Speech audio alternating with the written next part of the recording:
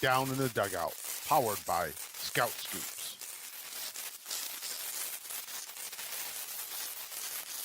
And so much more.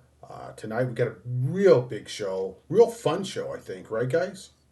Yeah, Yeah, it's going to be a good lot, time tonight. a Yep. lot of fun. Absolutely. And before we get into what we're going to cover here on the show tonight, though, want to welcome my co-host for the evening, Chris Owija. Welcome. How's it going? Scott Spindler. What's up, buddy? And of course, Logan. I never use his last name. You know why? Because he's never given me permission. Fair enough. Yeah, there we go. Yep, there we go. So, yeah, welcome, gentlemen. Just let everybody know what's going on tonight. We're going to be talking a little bit about MLB The Show experience here starting out. And then we're going to have Robert Flores from MLB Network with us. And then after that, we're going to have Ozzie Guillen Jr. with us this evening. So, a fun show, a lot of different directions we're going to be taking off tonight. And, of course, we're going to cover, I don't know, can I say it? Are we going to be talking rosters tonight? Yeah, we're going to talk a little bit of rosters. Yep. Okay, a little bit of rosters. And that's going to be after, so everybody knows, that's going to be after Robert and Ozzie come on, right? Yep. I mean, Okay. there may be some roster talk in between. I mean, Okay. you know, but yeah, we'll keep the big stuff for later on. Yep. Okay, good. I just wanted to cover that. So, all right. So we're still in the process. MLB The Show just dropped for people who bought the standard edition here a couple days ago, and now we've had it for what? People who bought the premium editions had about A week. Week and a half now. So, we're through the proverbial, if I may, the proverbial honeymoon phase with MLB The Show 21. And I want to know what you guys' thoughts are now, because they tend to fluctuate a little bit. So, Logan, let me know, sir, what you're thinking now after you've had some quality time with the game. So the gameplay, at least in my opinion, is top tier. Like I am enjoying every second that I get to play the game. Mm-hmm. Literally, I'm in love. I am addicted to this game. I want to play it every waking moment that I have. Unfortunately, though, the game is making it very difficult for me to play it, and that's kind of the offset. Like I want to love this game. I want to play it all that I can, but when I do a showdown or I do a conquest or I try to do my roster and the servers go down and I lose all that credit and then I'm stuck, like it's been really, really frustrating. And I've absolutely adored the game so far, but the servers are dampening me a little bit on it. All right, fair enough, Especially for someone like you, I know you're a big franchise guy, but you're also, you're a D&D play guy. So, I have not touched the servers. I have no experience yet, so I'll take your word on it. But I think we talked about this a couple shows ago. The fear of having the bombardment of so many people on the servers. Now, have you had good quality experience yet with it, or has it been a rough go of it so far with every?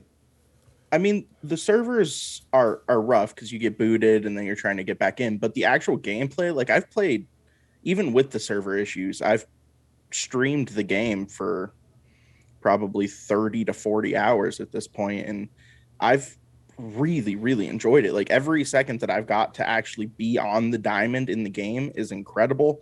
Road to the Show is a blast. I'm loving the two-way players. I'm loving the narrative elements. The Road to the Show progression is pretty iffy, but like the actual gameplay itself, they rectified all the issues that I had with last year's game. The fielding's on point. The hitting feels really good. Pinpoint pitching is an absolute blast. Totally agree at that, Nutsy. I love pinpoint pitching. It's phenomenal. I love it. I love the gameplay. The gameplay is on point. And at the end of the day, I know the servers and everything else is going to come. If you give me a grade A perfect gameplay, I'm thrilled. I know everything else is going to come. So it's a great foundation. This is going to be a building block for many years to come, hopefully. Okay. All right. Good enough. Chris, I know that you're obviously busy working on rosters, doing this and that. Have you had much time this week at all to Not at all. None at all. Okay. Nope, I've played a couple innings, and that's about it. Since we Okay. last talked, I haven't played any gameplay. Yeah. Just No, okay. editing and creating a lot of guys. Yeah. Scotty, what about you, buddy? Similar to what Nutsy said. I haven't obviously played a ton. I've been working on rosters, but I have tried to take, an hour here, an hour there, and play a game just offline. I did dig into a little bit of Diamond Dynasty for a little bit early on, which I think they did a fantastic job with that. I'm not obviously a DD player, so I could definitely see the improvements there. But the on the field experience, like Nutsy said, I just think it's phenomenal this year. I think they really nailed it. They fixed a lot of the issues that were in it last year. I love the pinpoint pitching. I think it brings a whole new level to it. I know people are kind of dismissing it early. A lot of people are just like, it's too. But I think when you really see the realism that it can bring to the game, I think it really is nice. You just got to find that good mix of sliders and stuff with it, but it really plays a nice game with it. Obviously we'll talk a little bit later. There are issues with servers and roster vaults and all kinds of stuff like that. So that's definitely a little bit of a bummer, but again, the game's just been out really officially for a few days, so I'm sure that's going to get rectified shortly. But overall, like Nutsy said, I think it's a fantastic package. I couldn't be happier playing the on-field part of the game. Yeah, no, I would agree with that. I have been limited in my scope of playing it this week. I've been doing a review for MotoGP 21 for Operation Sports, but finally got a chance to get to it today. Got 3 games in, and I just love the on-field. But I couldn't agree with both of you anymore if I wanted. The on-field presentation, the on-field gameplay mechanics, the outfielding, all of it. The quick cutscenes. Can we just talk about that? How it draws you into the stadium experience. Yep. I mean, that is amazing stuff. Yep. And absolutely. Or the home run replays. Yes. They changed the home run replays on No Doubters. Yeah. Oh my God, it's incredible. I was playing a game in Oracle Park the other day, and I was, obviously Levi's Landing's in there now and stuff like that, so that adds a whole other level to it. But it just feels bigger. The fields feel bigger on next gen, especially. It just feels, it just has a better feel to the on-field part of the game. The outfields feel bigger. It just feels. It feels a little different in a certain way, and I can't really place it, but it different in a good way. Right. But yeah, I mean, we'll talk more MLB the Show a little bit later on, but we're going to get Robert on from MLB Network shortly, and we're going to talk a little bit with him, and then after that we'll talk a little bit more MLB and some MLB the Show, and like Bob said, we're going to have Ozzie come on around 8:00, and we're going to have some fun with him for a while, and we'll finish up with some more roster talk. So looking forward to it. A great show. And then we'll also talk about what we have planned for next week, because we got a couple really great shows planned for next week as well. So yeah, some good stuff tonight. Yep, absolutely. Full show, a lot of fun. Like I said, a lot of ways we're going to go tonight. And so, yeah, stick aboard. And so if we're ready, I think let's go ahead and bring Mr. Flores aboard. How's that sound? Sounds good. All right, good deal.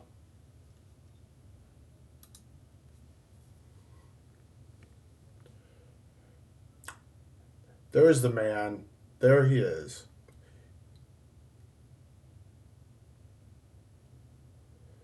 We're going to let him connect to the audio here.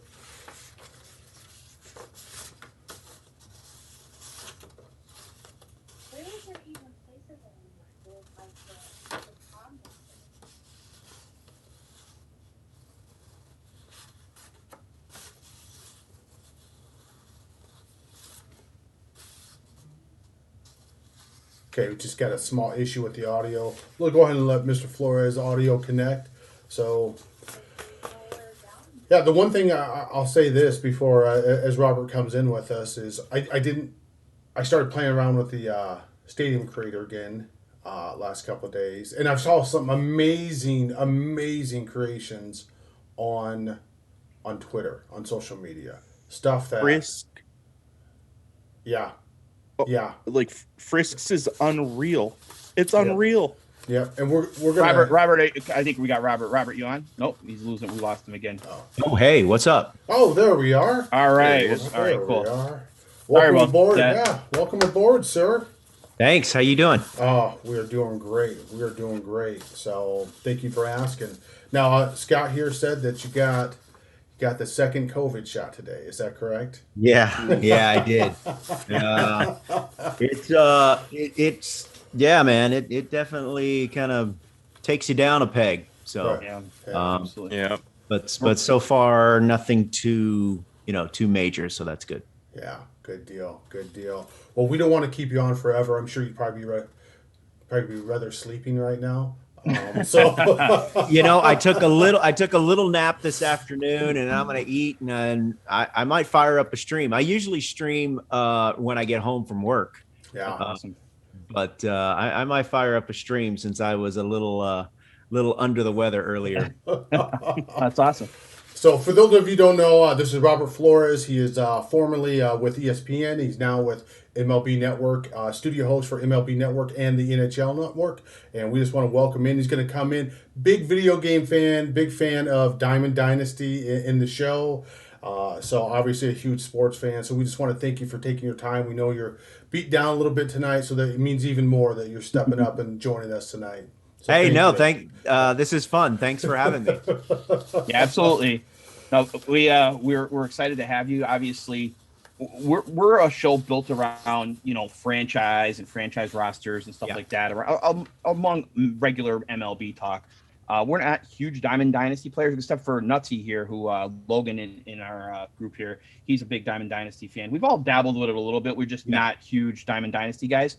But what this year going into the new MLB 21, what changes in Diamond Dynasty are you more happy about? What do you like about the different things? Well, one of the things that I like for someone with my skill set, which is I'm not going to go flawless in Battle Royale. I'm not going to reach World Series. And just for for full context, I have won 12 games in a row in Battle Royale, but it came after a loss. So, as far as ranked seasons, I've only made it to League Championship Series. Look, I always tell myself, look, I'm 50 years old, so I've kind of got old man reflexes, and I'm going up against guys, in their 20s or late teens or maybe even younger. So I do like the fact that you can kind of accumulate wins and get some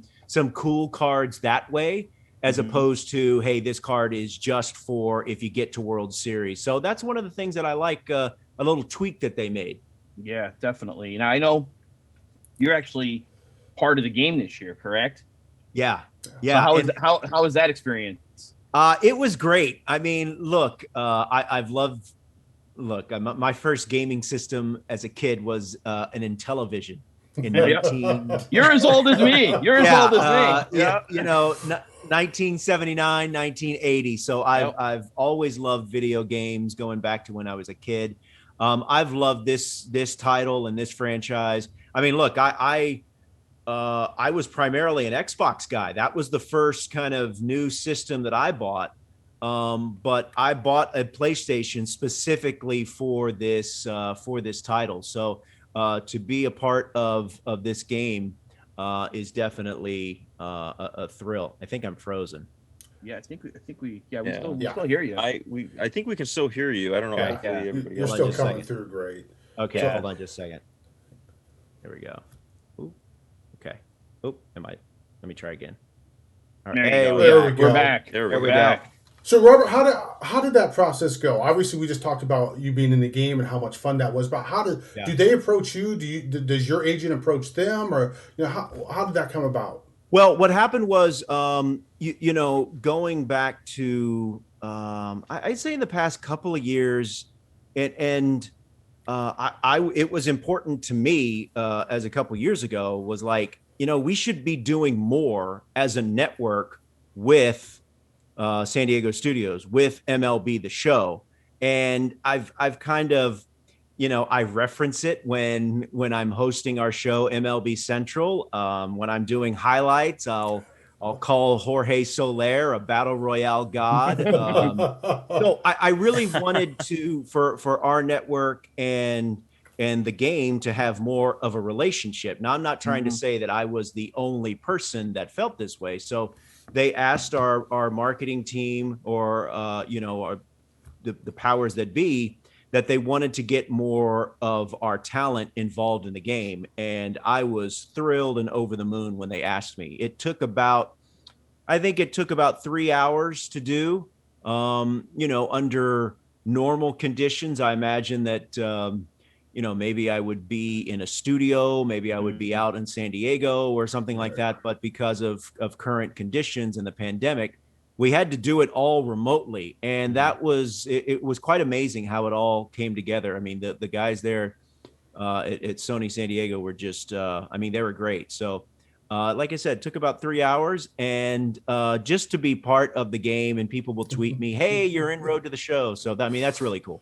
Yeah, that's awesome. Very good. Very cool. Well, that's we've talked about that before, and I think that gets lost on a lot of people, when they're playing these games that are coming out now, is that the logistical issues creating them because of the COVID crisis, and how all these games have been created and everything's been done remotely. So it's just fantastic that they were able to get you guys involved and get all this stuff in, especially with everything going on. Yeah, it was, like I said, it's been one of my favorite games. It's primarily the game that I play the most. I mean, I'll dabble in some NBA 2K and some Madden, but I think as far as me and my streams, I stream on my Facebook page. I just think because of where I work, there's just a natural connection. So when I'm streaming this game, primarily the people in my chat and in my stream, we're talking baseball. They're asking me, "Hey, do you know about so-and-so?" Or "What do you feel is going on with the Yankees?" That kind of thing. So it's just another way for me to connect with an audience and spend some time with them and talk baseball while we play a really fantastic game. Yeah, that's awesome. Now, do you guys have a lot of guys in your studio that play the game? Are there a lot of people at the MLB Network who play? I wouldn't say a lot. I would say maybe I think Steven Nelson has dabbled in it a little bit. He's of course the host of Intentional Talk, and we've got some producers and some people behind the scenes that play it. And in fact, one of our producers, the producer for High Heat, the Mad Dog Russo show, he texted me and said, should I get the game or wait till I get a PS5? And I told him, just get the game. No telling when we're all going to be able to just walk in a store or go online and get a PS5. So, but yeah, I mean, I think there's quite a few people. There's like I said, a handful of people up at the network that play it. That's awesome. Yeah, absolutely. Now, we've talked about on this show before, Robert, about the importance of growing the game as a whole and bringing it up from the bottom with younger kids, younger generation. And, can you talk a little bit about how maybe you guys feel, or you specifically, the importance of how video games, baseball specifically, and the real sport, how they kind of intermingle together? I think it is. Oh wow, that's a crazy freeze right there. Hold on just a second. Let's get that off. I look like I just got a COVID shot. Yes, exactly. I was just gonna say. I think that it is. It's important. Just like you want kids to be playing the sport, in real life or outside. You want to get the sport introduced. Wow, we are just having all sorts of problems here. You want to hear you good. We still hear you good. Yeah, you want to get the sport in front of as many kids as possible. So I think it's all part of it. There are a lot of people that love this game and love this franchise, and they're all baseball fans. So I think it's a natural tie-in. And I really think that if you can get more people playing this game, playing baseball in general, it's definitely a win-win for the sport. Perfect. So obviously, huge fan of baseball. You come over from ESPN where you're a multi-fan. They had you doing everything there. You come over to MLB Network, and now you're looking at a specific sport, which you obviously love. Do you find it more exciting to be just looking at one sport in a singular view? Or how is that transition going from where you covered everything at ESPN? It is a little bit of a transition. look, there are times where I miss, after, let's say, a big fight or a big game, playoff game in the NBA, and you're on the set right after. There is, some of that adrenaline that you get for those kind of moments. In different sports, right? I love different sports. I love football. I love boxing. I love the NBA. But the transition was going to MLB Network is that the people that watch our network obviously love baseball. They can't get enough of it. They know everything about every team, even teams that aren't their favorite teams, right? They're playing fantasy baseball. Maybe they're playing MLB The Show. So you better be aware of what's going on, and you better make sure that you know your stuff. So it has just being a little bit through osmosis, just being around some of our analysts and talking to them. I've learned the game and really learned things about the game thanks to them. So it's really something that I've really had to make sure that, you do your research, make sure that you're on top of it, because like I said, our fans can't get enough baseball. Yeah, absolutely. Absolutely. So now, if I read correctly, and I hope I did, you're also a big pro wrestling fan? Yes. Okay. Yeah. I'm a huge wrestling nerd. And that's another thing. I've been a wrestling fan probably about as long since I've been playing video games, if not longer. So, I kind of look at it as just it's exactly like The Bachelor, except people are wearing tights, right? So, it is. It is a guilty pleasure of mine for sure. Favorite era, favorite wrestler. Favorite era, Attitude Era. Okay. Favorite wrestler, I think it might be, and it's so tough. I think it's either going to be Ric Flair or Sting. Well, it's interesting you bring up Ric Flair, because I read another story about a possession that you may or may not still have.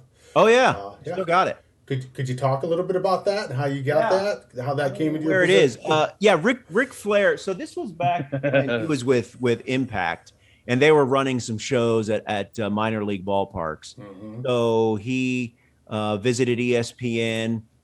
He and I started talking. I even gave him a tour of ESPN. One of our production folks was like, "Hey, Ric Flair wants to come in and he wants to do a tour. Is there any chance you can give him the tour?" I was like, "Yes, absolutely." So he was nice enough to sign a bat, a Louisville Slugger bat. It says "Nature Boy Ric Flair 16 times woo." So, it's personally inscribed to me. So yeah, it's definitely a unique possession. No one else has one.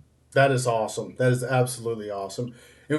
We often ask this of our guests. Robert, obviously you're well known from TV and everything you've done throughout your whole career since you graduated from the University of Houston. But is there one time or one moment in your career where you were starstruck, where you had to step back and collect yourself because of who you were either talking to or standing in front of? That's a really good question. That is a really good question. Shoot, I don't know. There's not really anyone that that comes to mind. I mean, I've been fortunate enough to interview some really big heavy hitters in all walks of sports and also some celebrities as well. But there's nothing. Look, really, the one time it happened was the very first time I interviewed someone as a broadcaster. It was when I was still in college, and I was working part-time at a TV station in Houston. And the very first person that I interviewed was Larry Bird. So that probably right there was kind of the, oh my goodness, that's Larry Bird, and he's actually right here next to me. So that would probably be the moment. Well, we definitely don't want to keep you on here forever. We know you're tired. We just appreciate your time. But in real Major League Baseball right now, any teams that have surprised you so far this year? Any teams that you may be worried or concerned about right now at this juncture? Surprised Red Sox, Angels, concerned Yankees, Cubs. Sorry, Okay. Bob. That's, Sorry. that's okay. Every guest says that, so I'm just used to it week after week. The thing that with sounds the like with that sounds like great news to me. yeah. The thing with the Yankees is that they're going to hit. They're going to start hitting homers. I mean, the weather's going to get better. It's going to get hotter. Ball will be flying out. Guys will just flick that bat and they'll go, over the fence there at Yankee Stadium. But that will not fix what could be kind of fundamental flaws with this team. There's still a little bit too much swing and miss. They're very station to station. There's not a great deal of athleticism on that roster. And the question marks remain as far with the rotation with who's behind Garrett Cole. Right. There's some lottery tickets that they're hoping hit. And I'm talking about Corey Kluber and Jamison Tyone. So I'm a little concerned about the Yankees. The offense will come around, but that's not going to solve everything. Right. Yep. We've talked about that almost ad nauseum here. We agree completely. So, but yeah, we definitely want to thank you for stopping by, and You got it. especially after having the second shot. We appreciate, Yeah, man. Yeah, you just being so kind to us, and of course, sir, you are welcome back anytime you'd like to come on the show. Absolutely. I love Thank that. you, Robert. I love that you guys are collaborating with MLB the Show, and I know people that they can't get enough of the rosters and the minor leaguers. So you guys are doing good work. Thanks, Robert. We appreciate it. Thank you again for stopping by. Yeah. You got it. Yeah, All right. thank Talk to you. you later, guys. All right. Good night, Thanks Robert. again. Thank you. Have a good one.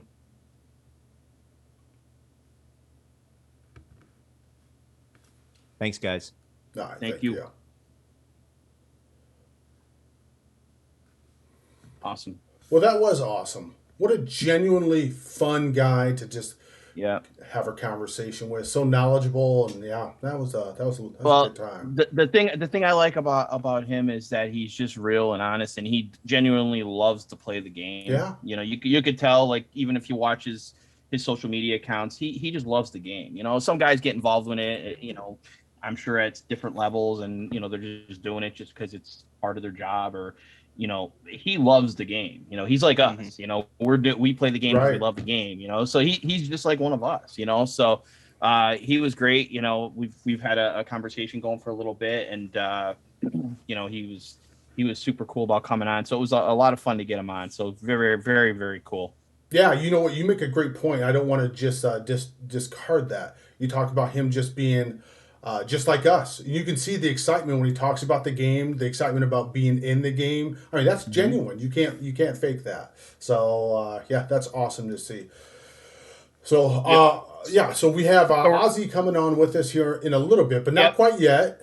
Yep. So before Ozzie, we're gonna send Chase is gonna jump on. Okay. We're gonna talk some rosters for a little bit before Ozzie, and then we'll finish it up at the end of the night with more roster talk as well. Well, I'll get Chase in here. You guys go ahead and take care of. But yeah, so let's get back a little bit to some more MLB the Show talk that we started early on tonight. Chris, what have you got to do in MLB the Show? Obviously, I know you said not much yet. I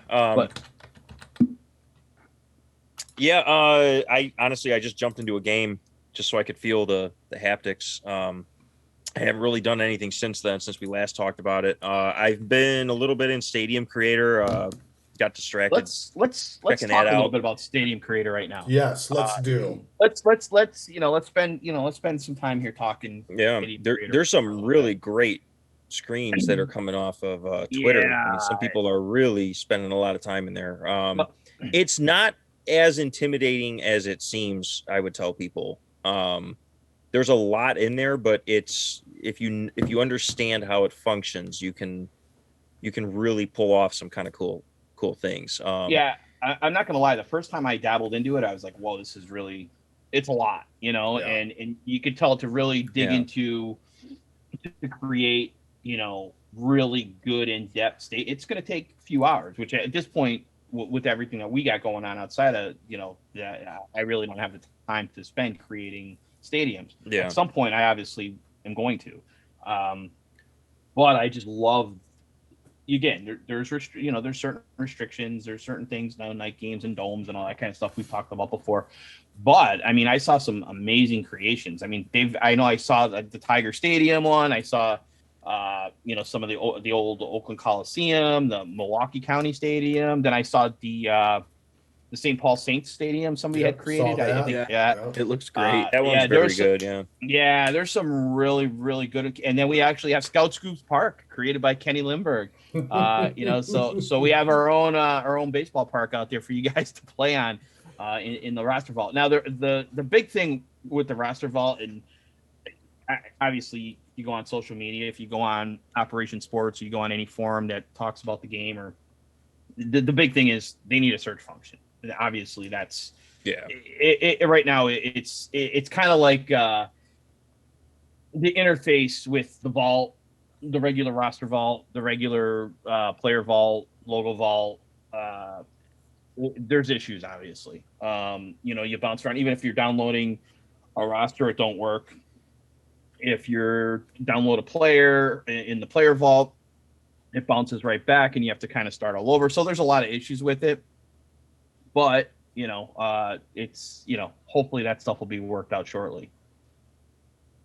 Yeah, I'm sure it will. I mean, it's kind of expected. They added how many more additional players with Xbox. Everything is, cross-platform. I mean, it's all functioning. It's just until they get a handle on it. It happens every year. I mean, we really shouldn't be surprised with this anymore. So give them a couple weeks and it should be actually probably before that, I would think. But it's definitely not. It's not the most polished game right now.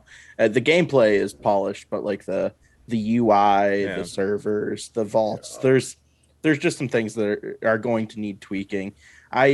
I've been giving Sony San Diego, where I probably wouldn't give them in prior years, the same amount of leeway. But I mean, listen, man, they put out a game on 3 new consoles during a worldwide pandemic.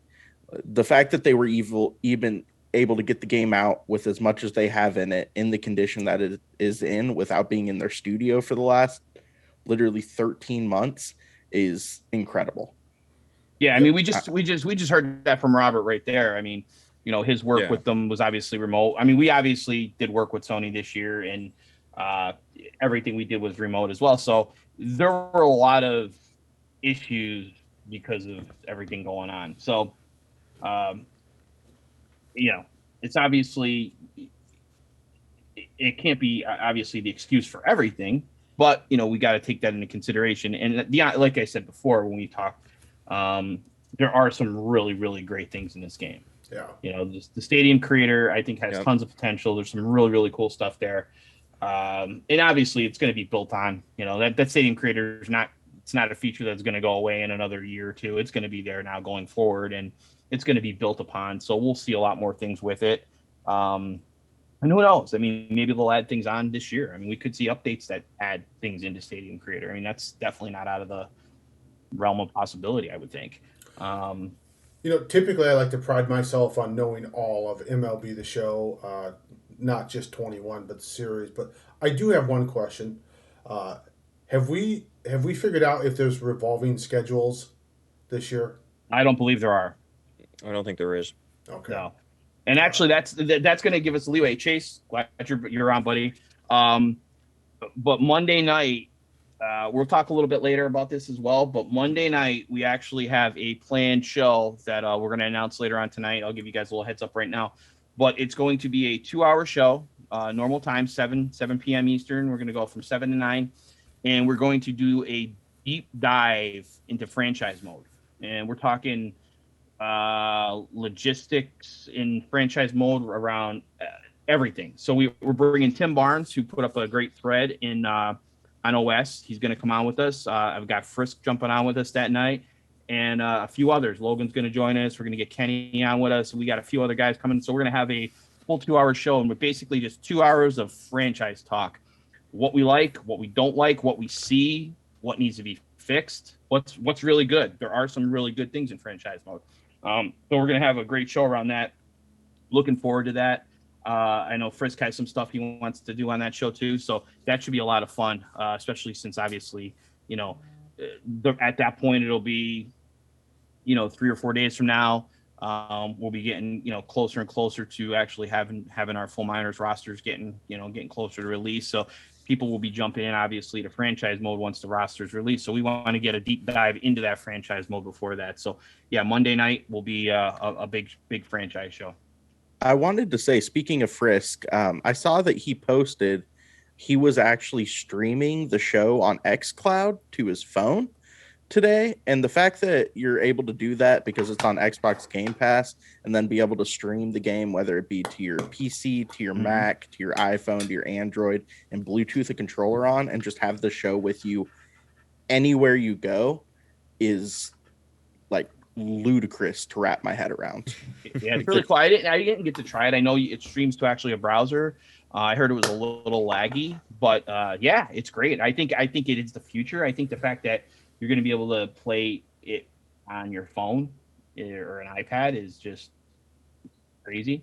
But yeah. So there's just so many cool things going on with it. I think that this whole thing this year, like we've talked about before with the Game Pass and Xbox, is going to open up a lot of doors with the game itself. I think we're just touching the beginning of what we're about to see in the next couple of years. Yeah, I would agree with that. I really do think that we are this is the genesis of this. And it feels weird saying that for a series and franchise that's been out for ages. But let's be real. A lot of stuff that they loved or wanted to implement has been held back due to limitations within power and console. So let's I'm excited. I can't honestly wait. As much as I'm loving this year's game, and if obviously there are people out there who aren't, but I love this year's game. I can't even imagine. I'm trying to imagine what the game's going to be like in 2 years from now. And yeah. I think we got to really look at it. And again, the game's not perfect. There's issues in all the modes. Yeah. But on the field, the game plays great. I mean, it's hard. It's hard to argue. So, I mean, if I had, we go back to different games, obviously, because we're always comparing different franchises in the sports games. But if we had a game of football, NFL football like Madden, that played that well on the field, we would love it. Yeah. I mean, people would be going crazy for it. We don't. Madden's got the lure of the NFL license and the lure of all the things that come with that. But honestly, on the field is stale and the same as it's been probably for 15 years. So, the game has evolved. It, I can't tell you how many hours that I played MLB 20, but firing up MLB 21 and playing just a few different games, it's a port to an extent coming from the PS4 to the next gen. You can't sit there and tell me if you play the PS4 version and then you play the PS5 version, you cannot tell me they're the same game. You can't. Play them side by side. They're not totally different games, but they are different games. Once you play that PS5 version, it's very, very, very hard to go back to the PS4 version. I'm sorry. You can feel it. The haptics alone are just ridiculous. That's what I was going to say. It's you ridiculous. can feel it in your hands. Like when you have a perfect hit, oh my God, that controller rumble is incredible. Yep. I was going to say, it seems like they focused a lot. Like, it doesn't seem like any of the game modes, whether it be Diamond Dynasty or Road to the Show or franchise, had like absolutely massive game mode shifting changes. But you can tell they put their heart and soul into gameplay this year. Like, they wanted to make sure that was the bedrock. It was locked in, and then we can move on to the modes. Because I don't want a situation where I have a good franchise mode, but when I jump into a game, I hate playing the game. Like, give me gameplay first and foremost, and then you can build everything off of that. And plus, that's kind of what you need to do with the new system too. I mean, you should make sure the game is stable before you start pulling it apart and changing stuff. I mean, that's what I think we're kind of all missing. I think we all looked at it and said, "Oh, we're going to next gen. We're going to have all these next gen features." Trust me, I wanted all these extra next gen features too. But this is the transition year. This is the year. Okay, let's get it on that hardware. Let's iron out the gameplay issues if there are any. Let's tighten up the gameplay. And then now we build on it from there. They have more memory. They have a much easier way to build onto the game now than they did the last couple years. They were at the end of what they could do with the PS4.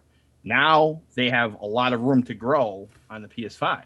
So I think that's the way we got to look at it. I mean, obviously, things change. It's a company, it's a corporation, but these guys have a plan, and it's not a 1 year plan, it's not a 2 year plan, it's 3, 4, 5 year plan. So I will be very shocked if we don't see substantial changes going forward every year. And I don't care what anybody says to, like, the stadium creator is huge. I mean, for every mode, whether it's just the basic exhibition mode and you create whatever. I mean, it's big for every mode, and having that in the game and being able to assign different stadiums, it just adds a whole other layer to what you can do with it. And again, I mean, there are things that obviously we would all like to see fixed. We'll talk on Monday a lot about the AI and the CPU control and all the different settings within franchise and how they're operating, how the simulations are playing out over multiple years, how the prospects progress. We're going to talk a little bit tonight when we get to it, if you guys remind me if I forget, but hopefully I don't. We'll talk a little bit about prospect potentials. That's been an issue in the past. And I know a lot of people have issues even with our rosters with potentials with prospects, saying, oh, we rate them too high, or, there's too many A's and B's, and then the rosters after a couple seasons aren't good. That's been a complaint that I've heard for years. It's hard to please everybody when it comes to that kind of stuff. And, over the years, you kind of saw the results of certain rosters within franchise mode would affect the franchise differently. If you had a roster with a lot of high A and B potentials, players would retire earlier. A lot of players wouldn't get signed. You'd have like big time free agents sitting in franchise. It kind of ruined franchise mode to an extent. And we're going to really dig into that stuff again on Monday with Tim Barnes here. But yeah, I just think there's so many more things that are going to happen because of where we are now and being on the next gen hardware and being able to build from here on out. Yep, I would agree. We've said it a lot of times. This is just the beginning. So we're talking about rosters, obviously, here tonight. 3 of you on here are a pretty big part of that. Do you guys want to go a little more into depth of where you're at, or do we feel? No. Okay. Nah. Okay. That's it. No, we'll talk. So we'll talk a little bit about rosters. We're going to talk a little bit about. No. Let's talk a little about rosters now, and then we're going to talk again after we get done with Ozzie, because he'll be on in about 15 minutes or so. Okay. But so we're obviously progressing through the full minor set, just like we said the last show. It's a significant amount of work because of what we have to do.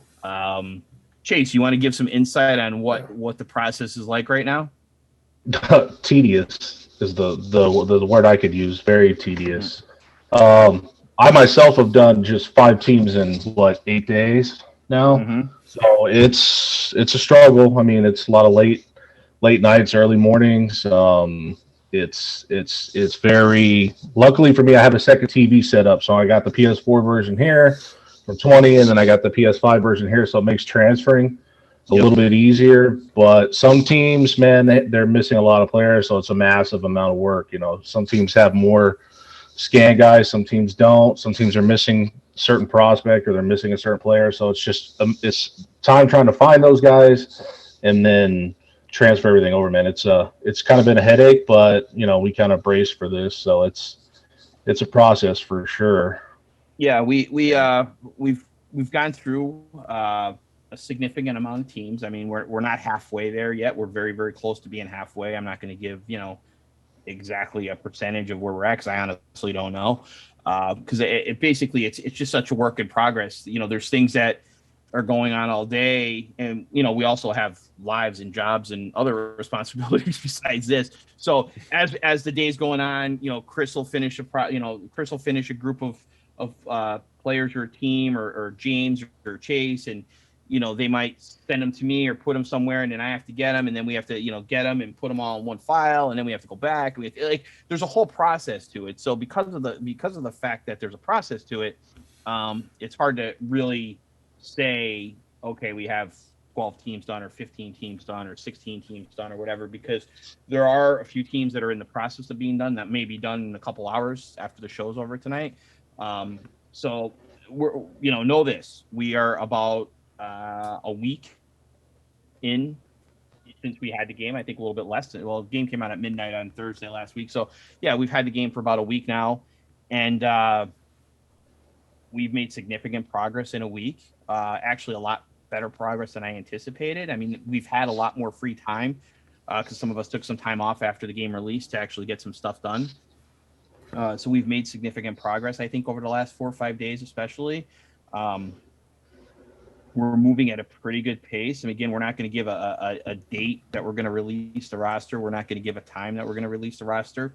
We will, we will let you guys know. Obviously, we're not going to just say, hey, the roster's out, here it is. When we know the day that we're going to be ready to set it out, we'll make sure you guys know in advance. We'll probably, do something around a show and have it released, during a show or something like that. But it's getting closer, it's getting closer. We want to make sure that it's good. We don't want to just put something out there. I mean, we can get it done and, put a roster out in 3 or 4 days and, it's not going to be the quality that we want to put out, so, we want to make sure that it's done right. It's done well. And that, once you download that roster, that you can take that and you can go play a franchise mode, so that's the key. We know obviously some guys are going to wait for the June update or the July update or the September update or whatever. The big thing for me, Chris, Chase, James, everybody involved in this process is we want you guys, whoever plays this roster, including ourselves, we'll all be using it as well. So we want you guys to be able to download this roster on that night or that day when we release it. And then you take that roster and you just go play franchise mode if you want. Now, obviously, people are going to, wait and say, hey, okay, I want to put in all the equipment edits and stuff like that. Now, I am editing equipment as I go. I know a lot of the minor leaguers are getting edited as they go. There will be equipment edits to it. It's just not going to have the extensive edits that a later on version is going to have when we have the MLB Shoe Guru do the edits. But we do have a lot of equipment edits already in it.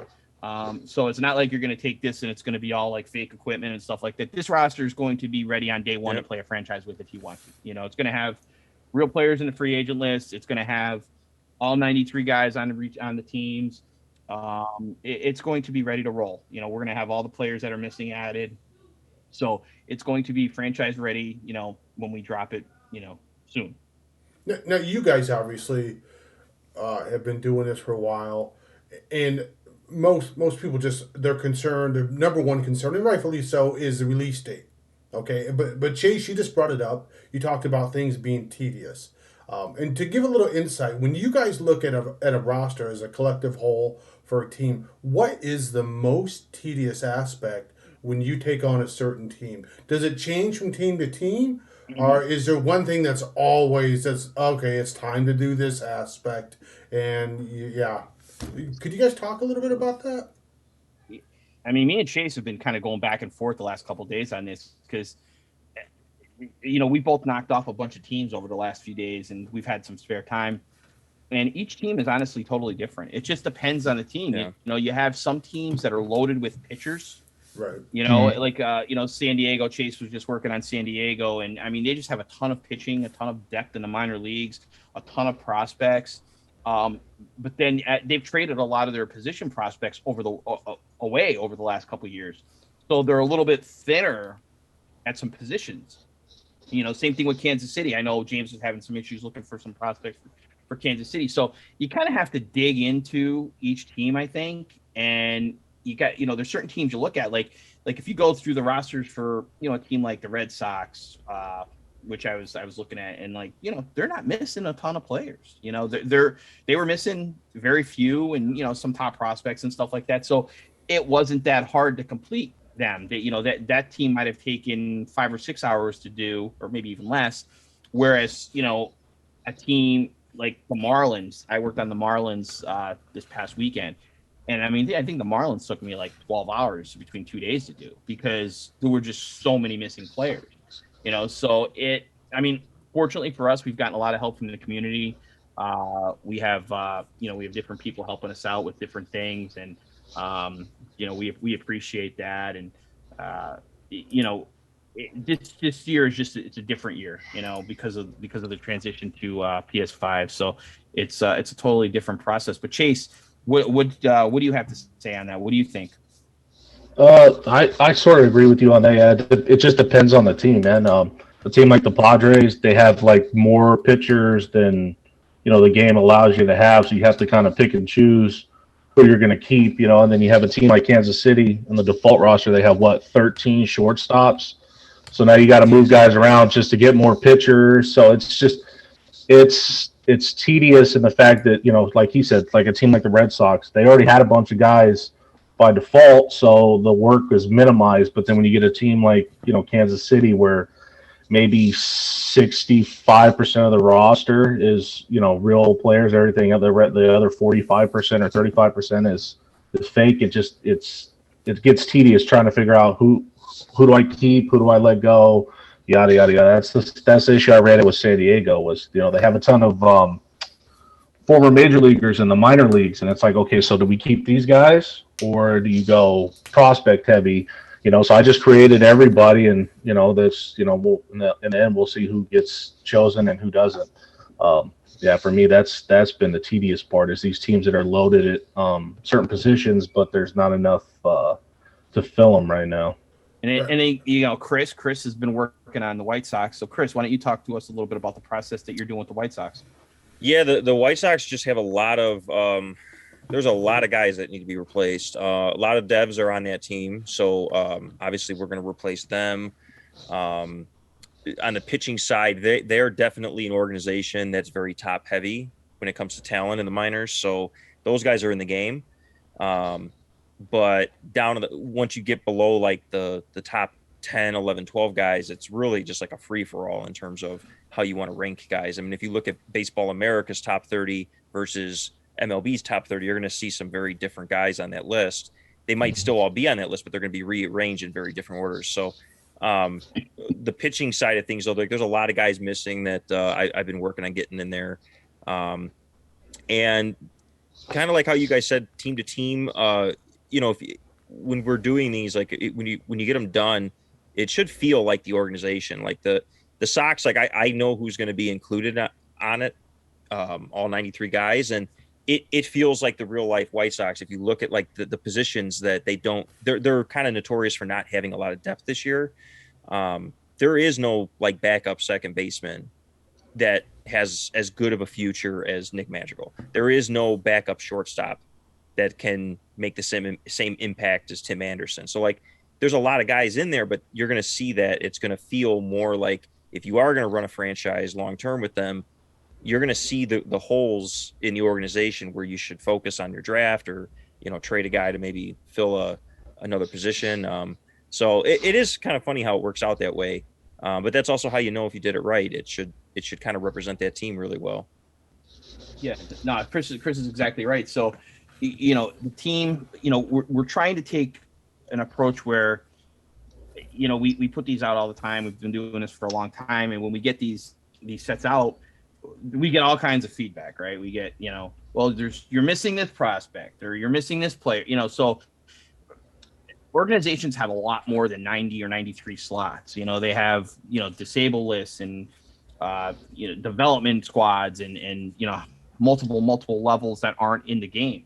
And, we do our best with what we can. We're obviously we want to have, you want to make sure the top prospects for each team are in. If you have a prospect that's going to come up to the big leagues and is going to make an impact on that team within the next couple seasons, I want them in the game, because if you're doing a franchise and, you have a pitcher in the Cubs organization, like say Cole Franklin, just to throw out a name, Right. so he's going to be up in the next couple seasons. You want to make sure he's in there so you can bring him up and you could have him in your franchise. You don't want to have start a franchise and be 6 months into it, and then the Cubs call up somebody and you're like, oh man, I don't have that guy on my roster. I don't have that's like the worst feeling in the world, and we've all had it happen before, right?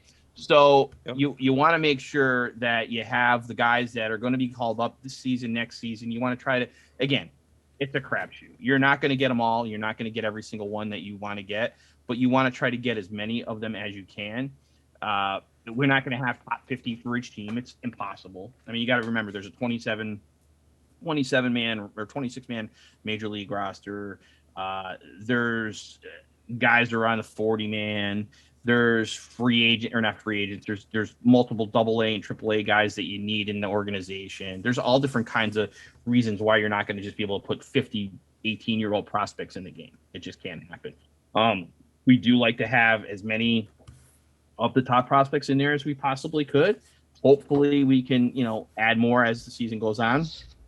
But I think every organization will be represented very well, well enough that you can start a franchise with the roster and feel comfortable doing it, and have the real faces and the real statistics, or not the real statistics, but the real attributes and stuff like that. I mean, we're not just putting a player in there and just guessing.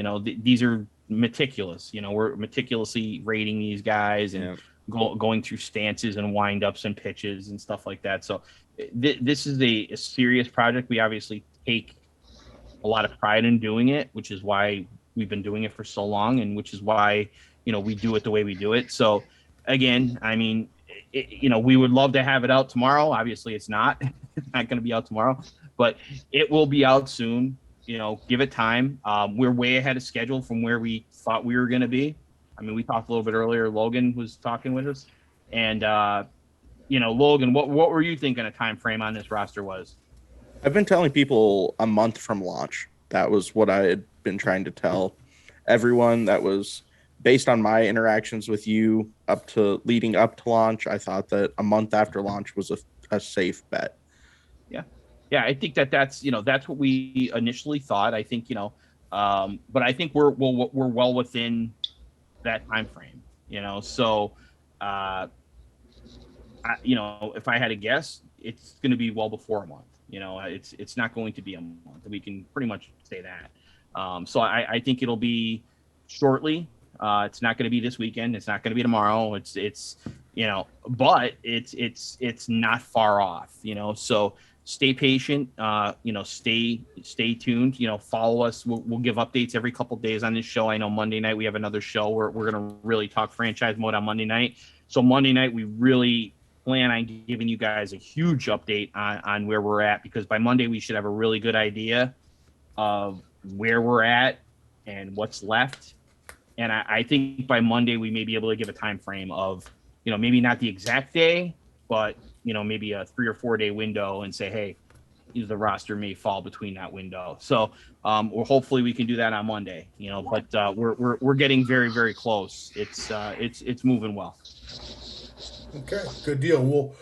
We'll tackle that conversation a little bit later also. But as we spoke of earlier when the show first started, we had Robert Flores with us earlier, and now we want to go ahead and welcome Mr. Ozzie Guillen Jr. with us tonight. Should be a lot of fun. Let's go ahead and get Ozzie into the room here with us. There he is. There's the man. Ozzie, What's how you happening, doing, guys? There Hey, we man. are. How's All it going, good? buddy? It's going well. Let me fix this light so you guys can see my face. Yeah, take your time, sir. I'm actually going to bounce out, guys. Thanks for Okay. having me on again. I'll see you guys on Monday. All right, Logan. Absolutely. Take All care, right, buddy. sir. Thanks.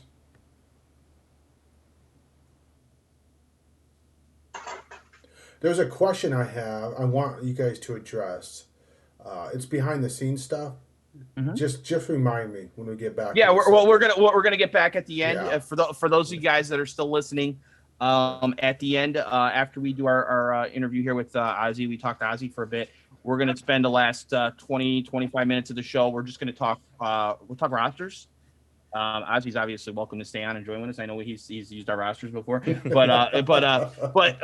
you know, we're going to talk rosters. We're going to talk. We're just going to give you guys the opportunity to throw some questions in the chat there if you have any questions on the rosters. Or again, we're not going to give a time frame or anything like that for the release of this first set. But if you guys want a question, you have how we do something or anything specific, you know, throw it in the chat and we'll try to answer it at the last part of the show tonight. So, good deal. Mr. Guillen, welcome aboard, sir. What's popping? Not much, brother. How about you? I'm doing well. Great background. White Sox fan, Cubs fan. St. Paul We Saints tried fan. to get rid of the Cubs fan, but St. he Paul just keeps Saints. showing up every year or every St. Paul episode. Saints. Now they're Yeah. part of the Major League Baseball, right? Yeah, that's why. Yeah. We had one of the guys from their organization on with us last week. Beautiful stadium. My brother played there in indie ball against. Oh, nice. We actually went to go there, so been there. Yeah, actually, as you talk about that, we were just talking. I know you and me talked a little bit earlier today about MLB the Show, and I don't think you got to play the new one yet, right? I actually just downloaded it. Okay. I got my code, and I actually played the game that pops up in the entry. So wanted to see how the pitching was, but it looks awesome. And all people have been hating on the menu. It looked pretty cool to me. The UX design was actually not as bad as people online. They're making it out to be much worse than it is. That's for sure. But what was your initial impression? What system were you playing it on, by the way? I'm playing it. I haven't gotten the PS5 yet, so I'm playing it on PlayStation 4. Okay. You know, and I want to see. I actually want to go on a 5. My buddy has one to see like what the difference is, because this was like my barometer. If I'm actually going to buy the 5 now, or I'm going to wait I'm going to wait till they say buy it. Buy it. Okay, well, go buy it. It's buy it. We were talking about it earlier. I think the coolest aspect of using the 5 is the haptics and the controller. Okay. So every time you make contact with the ball, it gives you feedback into your hands as to how you hit it. So you really feel like you get a hold of it. You know, when you're pitching, you feel the pop of the mitt. It's really cool. It's very cool. Do it. So it's also crazy because I had to erase like 4 games literally to download this game onto my 4. So I was like, okay, this makes sense, obviously. But yeah, I was just waiting for it. This is going to obviously getting the feedback from you guys. That's the game that I play the most, is obviously the show. Play a little bit of golf, FIFA, Call of Duty, but it's baseball's my thing. It's the game that I play the most. It's the game that I actually go live on streaming, you know, and that's how we connected. But yeah, it's crazy how big gaming has gone in the world of baseball, and how realistic actually the game is to actual scouting reports and kind of the data and analytics that you're looking at in real baseball. Absolutely. Yeah, we were talking about that a little bit earlier. We brought that up before, and we've had like former players on, or coaches, or anybody in baseball, and it is kind of scary sometimes. You're playing and you know, you look at the repertoires. I noticed, you know, just playing some of the MLB The Show 21 and using some of the different pitchers on some of the different teams, and you can see Sony San Diego really went out of their way with some of the updates with the pitchers' arsenals. I could see they updated some of them and they added certain pitches, which is great to see, because you love to see, you know, if a pitcher's throwing a knuckle curveball, you love to see that knuckle curveball in the game, you know. So they really did a nice job updating some of that stuff. So that's a big win for everybody this year. But being obviously a part of baseball, you know, pretty much your whole life, right? In one way or another, what was your first introduction to video game baseball? You know what? As early as RBI. Nintendo was probably the first console that I played it on. My cousin had an Atari baseball game, but that wasn't really mine. For me, video games and my life are synonymous with one another. Obviously, when you're on the road, you go on trips with your dad. You know, the video game's the one thing that travels with you and always stayed the same. Even though we were lucky that we stayed in Chicago for majority of his career, every time we went back to Venezuela, we lived 6 months, and 6 months of video games, the thing that, you know, traveled with us. And obviously baseball's always been the game that, you know, that we played. You know, then it was Nintendo, then Super Nintendo, Dreamcast, Sega Genesis. And the reason that we had different consoles was when a game would come out in baseball, we'd always go and get that game in the baseball world. So for me, it was huge. And then once I got older, and obviously the show came out, and following RBI, and you start, it starts becoming a little bit more serious. You're building your franchises. And as we got older, Ozzie actually, in 1997, we were right about to finish middle school. That's when we started literally moving around. So it was like Baltimore, Atlanta, Tampa. So every summer we were somewhere different. And the video games is like what you have. Like, if you're an adult, you go to a bar and meet people. But if you move to a city and you don't really know, you're not of a drinking age. Right. Yeah, you don't drive. There's only so much you could do. So that became a huge part. And obviously, it's the closest thing I think that that somebody has to actually playing in a big league game, with the guys that you admire and that you love. And obviously the graphics have gotten much better, which increases your love for the game, because obviously it gets better with time. So it's even more realistic now. Last year I played with one of your rosters. I was the White Sox from like 1980s and 90s. And it was just fun. Like I was playing with Ozzie next to me, and he was just like laughing at the names. Yep. Oh my God! I remember that Chris. Actually, so realistic. Chris here is the one that created Ozzie for that roster set. That was the Long Balls and Legends set, I believe. And Chris created Ozzie for that. Yep. It's even that much better now. And for me, it's been a way to stay in the game, because I'll be honest, when you get older, you're not collecting the baseball cards. You're not, you don't know who's coming up and coming down. And for me, it was a way for the more that I played the game, the better I got at managing. Okay. And like the knowledge of the game of like, I'll do this versus this. And then roster knowledge of, this team, the depth of this team is a lot better than this one. These are the guys that are coming up. And even if it was just a name on a body, it kind of gives you the knowledge of you're actually playing with it and you're learning your team that much better. So for me, that part, people don't think that you develop more baseball skills. You actually do, because when you're there, you're actually involved in the game a lot more than, let's say, when you play fantasy, for example, you don't really care what your minor league system looks like. You only care what's on your fantasy team. And with video games, you literally, if you have a franchise season or you're looking for that, you're embedded in it. Like you're a general manager. And that's why it's my connection. That was my dream job at one point, was I wanted to be a general manager. So it kind of gives you that dream type of like, let's see if I can build my, the best team possible. Ozzie, obviously you have a love for baseball. Okay. Growing up in a baseball household, that's obviously, it's almost hereditary. Were you pushed into the sport of baseball, or did your mom and dad just kind of let you decide if you love it or not? Absolutely not. My parents always said, do what you love. My mom did have a rule, though, when we were growing up. Maybe this is why we love sports games, and especially the show. We had a rule that we couldn't play any violent games. I don't think I played a violent game till that I owned myself till like I was like maybe 18, 17. It was probably like one of the Grand Theft Auto ones. So the whole shooting world game, it wasn't like our thing. So maybe that's why we became obsessed with the video game. Obviously, it kind of enhanced our baseball life. But no, my parents were always very, they were very open to what we wanted. And I think that the reason that we love the game of baseball is just funny. Not so much because of my dad.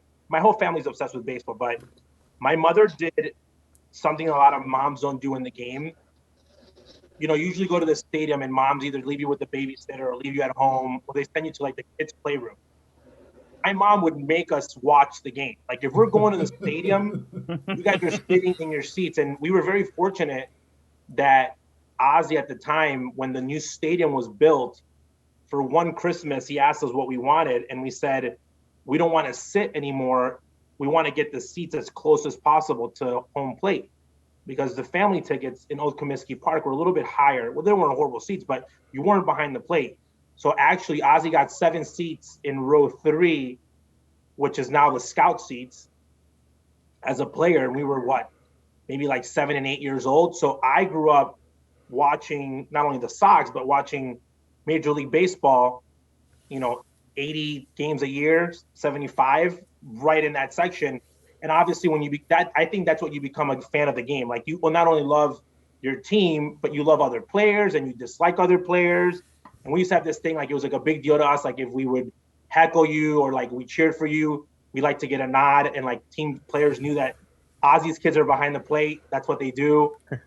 So I think that's the big part of, I think, my childhood. And obviously that evolves into like then wanting to play. And then I think now I'm just a fan of the game itself in general. Even more than I was when I played, because when I played, I realized I love the game that much more because I'm more involved with the game now as a fan than I ever was when I was playing in my early 20s. Very nice. So obviously you have a love for baseball, you have a love for baseball video games, but that obviously is what defines you. You're working for Cisco. You're also one of the founding members of TCA Entertainment. Correct. Yeah. Could you talk a little for those who are viewing tonight and don't know what that is or what it's about? Could you talk about that? So TCA came about actually when Ozzie's never had an agent. He had one as a player. He only had like 3 clients. Great guy. And when he became a manager, we really didn't know. He was like, "Did I get an agent?" And at the time, we were like, I was still in college, and I was like, "You just need like a marketing guy." And for a college project, we created TCA. And when I came out of school, fortunately, I was broadcasting and doing the translating thing, so I didn't really have to like look for a job in an agency. So I thought it was a perfect time to say, you know what, we could really work with these guys, Latino players and individuals, to kind of help them out on the marketing side. And from there, Ozzie then has to transition from manager to, TV and radio. Most people don't know this. Even when Ozzie was managing, we got him to do a couple World Series as a guest analyst on Fox for a couple of years. And then that transitioned us to like really start focusing on players post-career. And we got Ozzie, then we got Alex Cora. It's funny, I sat with Alex Cora in Florida, in Jupiter, Florida. We were at the game the day he got released from the Cardinals. And we were there, I believe it was a car, yeah. And we went back to the house and he was like, "I don't know what I'm gonna do." And we already had been brainstorming of like, you should be on TV. And it was between TV at the time and coaching. And we basically put the idea in his head that you'll become a way bigger name on TV than you will if you coach in a team, because if you're on ESPN, for example, everyone's going to see you and everyone's going to see how big of a genius you are, and people are going to want you. And he said, "Okay." And I said, "You can always go back to coaching, give it a try." And his career took off in media. So we've done that twice already with 2 managers. And then TCA at the time was just marketing, sports branding, working with former players. I actually got into Cisco and as a consulting and a contracting project, basically using everything that's being used today in the pandemic.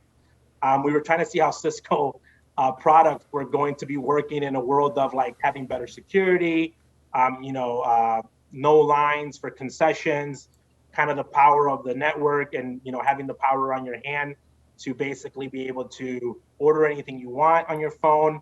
There was an aspect of gaming and how do you keep the millennials engaged in the future of baseball with gambling. So that was because of TCA in that world of baseball.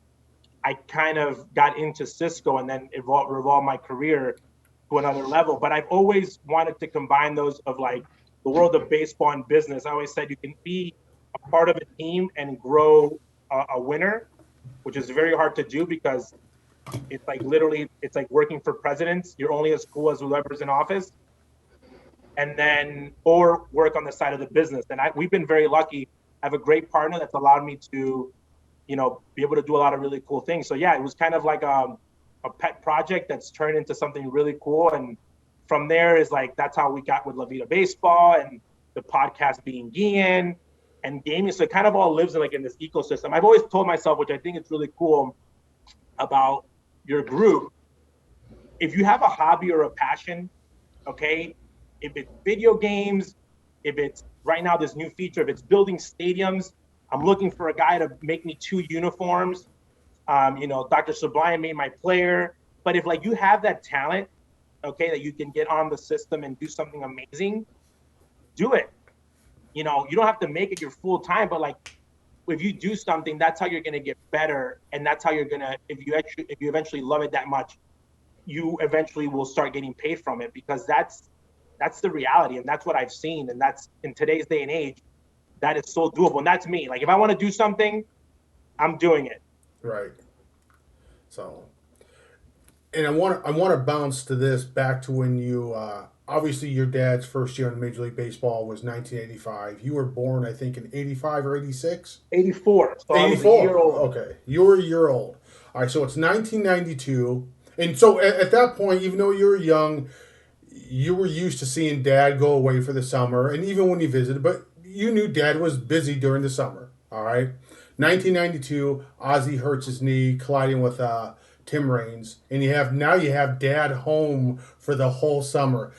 Ozzie, I want to hear what that summer was like with having Dad at home, and how things changed. So it's really funny because actually we were the day he got hurt, Tim Raines' kids were actually sitting with us in the stands. We were dear friends. We'd sleep at Rock's house 2 times a week when he got injured. Obviously, we knew that he got injured, that there was recovery. I had no idea how hard it was. Now, as an adult, how much that changes career. But for us, it was kind of funny. Like, oh, Dad's home.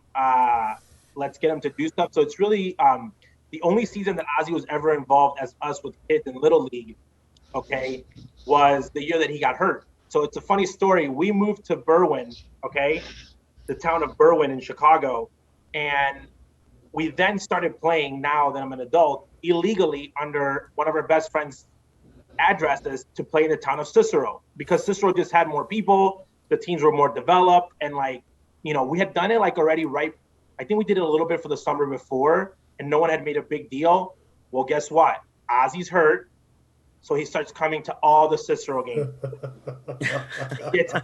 Ozzie Guillen's kids are playing in Cicero, and the town of Berwyn made a huge deal about it, okay? And in Ozzie's fashion, he said, okay, you guys just won't play summer ball for next year. So because of Ozzie being around and being injured, they found out they were playing in the wrong Little League, but we loved it. I think that he got to enjoy us, he got to enjoy Chicago, and, we saw how hard he worked, day in and day out. We stayed here in Chicago that winter to almost December, so he can be in his recovery. And that's why, it was him, Bo Jackson, Ellis Burks once in a while, but it was him, Bo, and Hermie. And, we'd go work out with them, meaning he'd take us with us on the weekend, and they'd just be working out. And it was day in, day out. It was probably the hardest year for Ozzie baseball-wise, because he actually had to work out. It wasn't just playing. So I think that game of him coming back, okay, and playing again in 93, it's probably my favorite team in all of White Sox history, because it was I was a little bit older. My dad just got back from an injury. We kind of really understood at that point, because we were so much around him, what baseball meant to him, what baseball meant to us, okay? I think that's the conversation, when conversations started of, this is why you stay in school, okay? Because Daddy can't go do anything else. My options are limited. I can go coach, but if I don't come out of the surgery, okay, this is why you have to prepare for other things in life. But that was a big year, a transition. We moved from we started moved to Berwyn, and then that starts that year was a big pivotal point of being a kid to becoming, more of an understanding of what the game was and what it meant to our family. We before that, we just assumed that, playing baseball wasn't that hard. It was just something that my dad did. Jimmy's daddy was a fireman, just decided to be a fireman over a baseball player. After that season, I realized, this is not something you just walk up and say, I'm going to become a major leaguer. Do it. Oh, so you brought it up earlier. I definitely want to, because I watched some of it today, and I've watched it before. It's just an awesome show. But Being Guillen, Vida Baseball, your podcast, your website. Can you, for those who may not know what it is, or want a little more understanding, could you talk a little bit about that? Yeah, so La Vida Baseball is a couple things and not a couple things. So it's in English, the show, okay? It's a brand that was created out of Chicago to kind of showcase, minorities, but more showcase the baseball in general. Usually your baseball shows are very X's and O's. This gives you a context of the player as a whole, okay? And different views. I sit with two females. We're an amazing mind in the game of baseball. So a lot of things that we're seeing in the game changing now, that's what the original idea behind La Vida Baseball, that's how I got involved with it. Fast forward, at La Vida Baseball, I get my own show, the Ozzie Jr. show. In the first 2 months, I had my brother and my dad on 3 times, and I realized my show's a lot better when we're doing the pre-show. We're talking about what I'm going to talk about in the show than it is by myself. So I talked to them, and literally what we has had to do is basically sit in front of the studio because it's what we talk about on a consistent basis, okay? A lot of less bad words. But people are getting to see, because the part that's very interesting about the dynamics in when you become men around the game of baseball is we learn from Ozzie, okay? And I don't argue with Ozzie. There's certain things I don't argue with him, which some of my brothers do. Like I don't argue with him with in-game management, okay? I always go to him and say, why are they doing this? Or why did you do this? I don't think managers make bad moves as long as they can explain it to me why they did it. I don't argue that with him. I argue with him on everything else from, creating a lineup to building a roster. Okay. My dad loves guys that are like Punch and Judy guys that look like him. He loves that style of player. I'm like, that's okay. So, but the dynamic is back and forth. In the show, you can see that we all have very different opinions in the game of baseball. We all love the game and respect it. And then our views are very different on how we view the game, because one thing that I've understood in this game of analytics, okay, I have a master's, I have an MBA, I've sat down in data classes, I had to build charts. I had to basically, only thing I need to know is like learn how to code, like legitly, like to build, okay? And the world of baseball has made this world of analytics that it's something that no one understands. But me being around the game, and when I compare both, it's basically everything the old guys know. Now you just put information behind it, okay? And when Ozzie says, man, that ball sounds amazing off the bat, okay? I don't need 40 years of experience to say that. I can look at a velocity of the ball coming off a bat. I need to look at it, and look at the speed, because I don't have the experience of hearing the bat sound like he does. Right. Okay? So those worlds are merging. And again, there's a lot of, we always argue and we agree with this, just like in everything in life, there's a lot of BS, a lot of stats out there, like framing, for example, which is the worst stat in the history of mankind. Oh, he's a great framer. To me, that means nothing. That means you have a good pitching staff.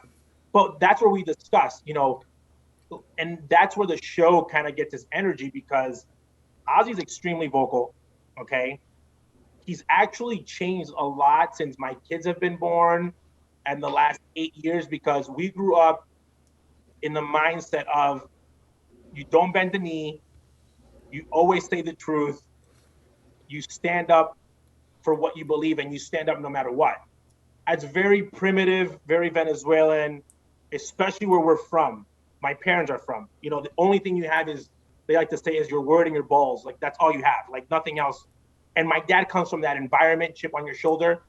It helped them succeed and get to a point of a lot of success, but it also caused him a lot of harm, of him being too open, trusting too many people, that had he been more quote unquote political, meaning in the sense of like how to learn how to play the game, he might still be in the game of baseball in a different aspect. So right. That's changed him. And he's told us a million times, even in the show, you can see that, like, don't say everything you're thinking. Don't say it, because it's only going to affect you. Like, be careful in your careers, like learn how to play the game in that aspect, and all that. You can see all that in the show, because it's just a different point of view, and it's a very honest point of view, to be honest. We're looking to be as transparent as we can for the game of baseball, and that's why White Sox fans hate us.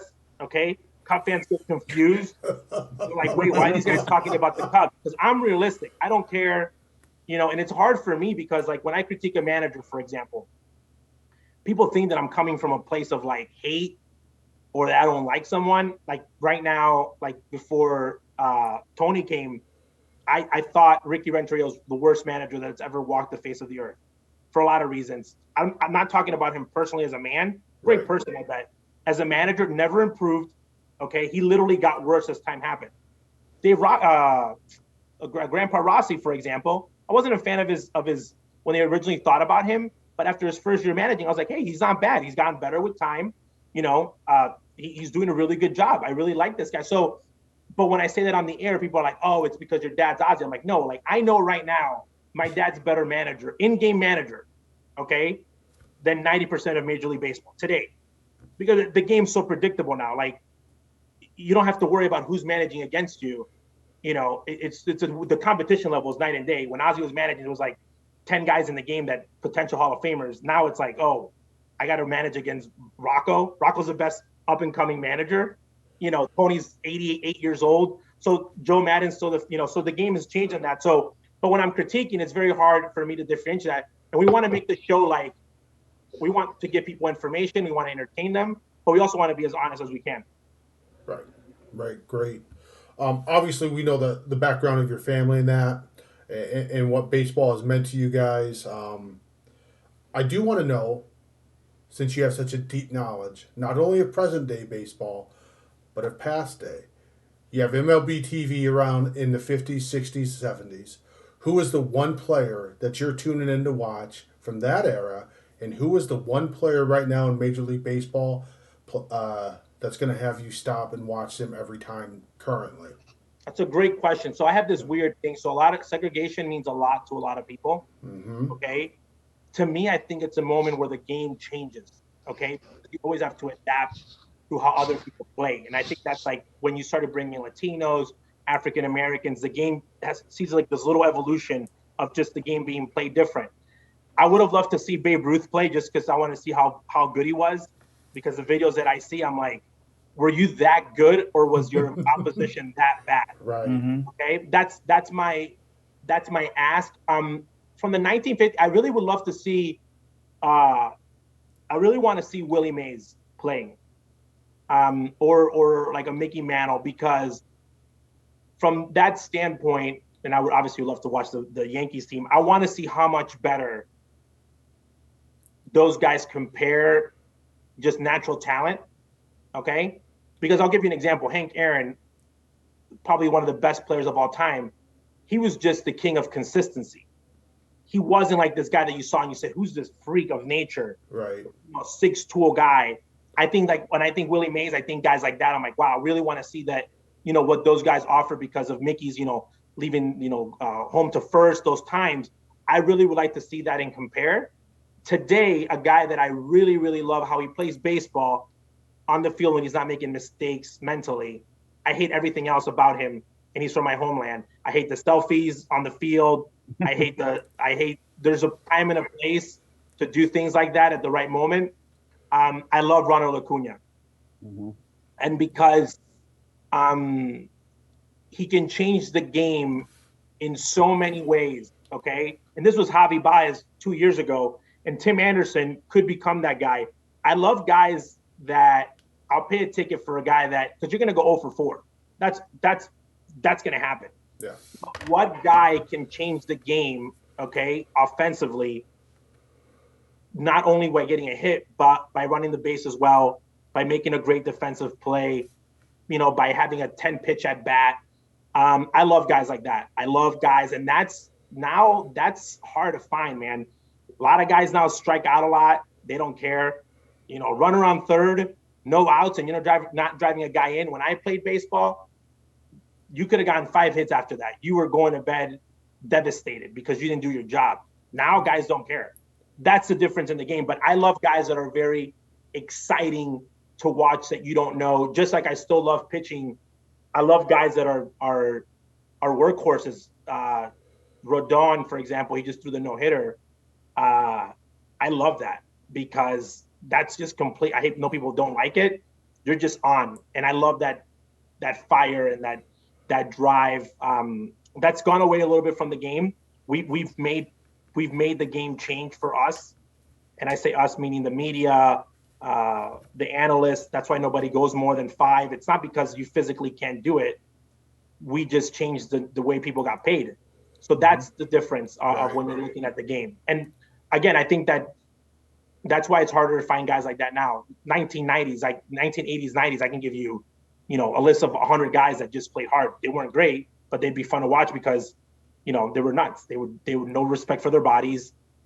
Yeah. They would just run through walls. It's like, it is what it is. Now the DL. Ozzie, that's a night out with Bob at the local pub. I agree. When you're building a fantasy team, for example, you're doing this and you see guys like, I love it because guys are like, I'm so hard, and like I do yoga, and a Correa's like doing MMA boxing, and it's like I played 130 games. I'm like, dude, you're not hard. You're not hard at all. Like, you're not even flirting. Like, you're 22 years old and you can't play 162. Like, that to me is hard. Like hard-nosed player is like, you're going in there day in and day out. And guys should be able to do that more now because you're training more, contracts are better. But again, guys, the really good ones play 140. You're like, oh my God, this guy's so hard. That's where the difference is. I love guys that work, hard every single day. And again, I don't have favorite teams now. I just have favorite players.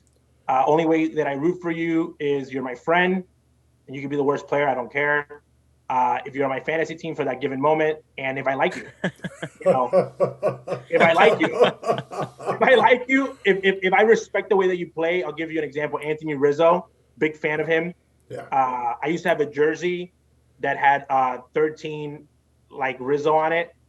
And it was a White Sox jersey. And then I had a Cubs jersey with Guillen and Rizzo's number on it as well, from a friend of mine that got it for me.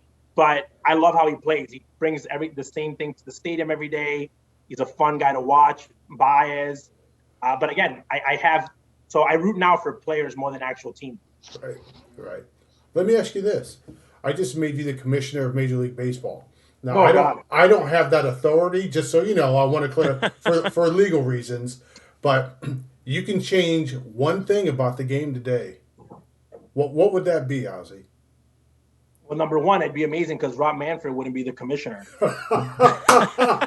I'd be a better commissioner than Ron Manfred. That's as honest as you can get. All right. You know why I think I'd be a better commissioner? Tell us. I want to hear this. I just think that we have this obsession, okay, with the speed of the game. Mm-hmm. Okay, it's an obsession that I don't understand. And when I did my study for Cisco, okay, on like entertainment, you find out that people go to baseball games knowing what they're getting themselves into. Okay, people leave the game early. People are at home watching the game in a different type of mindset, meaning they're changing channels, watching multiple games. It's not like you're watching the NFL or the NBA when you're going to go in and you're going to go out. It's just a different mindset. Mind you, the game's outside the beautiful summer weather usually. So from a fan standpoint, it's not on the fans, okay? This myth that young kids are not watching baseball. Take a wild guess, guys. They're not just not watching baseball. They're not watching sports, okay? Soccer's down like 20% viewership between the ages of like 14 to 24. That's why they were trying to create a super league, okay? So baseball's not the only one. Right. I come from a place where baseball is everything. In Latin America, you could have any teams play on Sunday Night Baseball, and every single person has that game on TV. Okay, that's life. So when you're starting to change rules based on, okay, we're doing it to speed up the game. Okay, you're going to speed up the game, but then you're going to pay players to strike out more. More strikeouts means worse hitting, means longer games. That's where I look at is that they really, when these new rules that they've implemented, you don't really look at it and do it for the right reason. So I'll give you a quick one on the couple rules. The fact that we don't have a universal DH in this day and age is ridiculous. Okay. Why? If you want to be a manager and you want to go, your strategy is to hit your pitcher because you got Bumgarner or Shane Ohtani, good for you. Lead them off if you want. You don't need the DH in your lineup. You can go and have the pitcher hit and not have a designated hitter. Okay. You can have both options. Okay. If you have the DH. The second rule that I like, but I think it's being implemented too early is the runner on second rule. Okay. Great rule, just not in the 10th inning. Give it to me like in the 13th, 14th. There's an inning in the extra inning game. Usually it's like the 13th or 14th that you're like, okay, I'm over it. Like 3 chances for a walk-off. No one's done it. Let's get this done. Okay. But not in the 9th inning. So that one I wasn't really minded about. The 3 pitcher rule is ridiculous. Okay, the 3 batter rule, because it just changed the strategy of the game. Okay, so now you're telling pitchers to kind of adapt themselves that have been preparing themselves for the past 5 years to be a lefty on lefty guy. Okay, so I'm not a huge fan of this. The new stuff that's coming through the pipeline, though, I'm going to be honest with you. The bigger base at second base is a travesty. Okay, so guys don't get hurt. You should be embarrassed that if you're playing Major League Baseball right now, and that's the rule that's implemented.